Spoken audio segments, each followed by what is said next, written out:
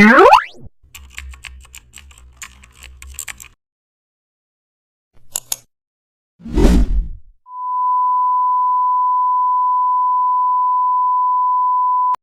back to the channel, and don't forget to like, share and subscribe for more updates.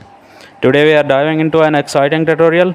Start by opening your portrait photo in Photoshop, then duplicate it and rename the copy hologram.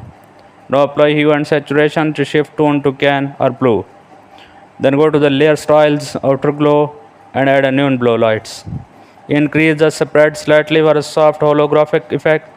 Apply filter and pixelate and mosaic for a digital texture. Then add skin lines using black horizontal lines. Set blend mode to overlay. Use wave filter to simulate signal interference. Duplicate the hologram layer and offset this slightly for a 3D depth.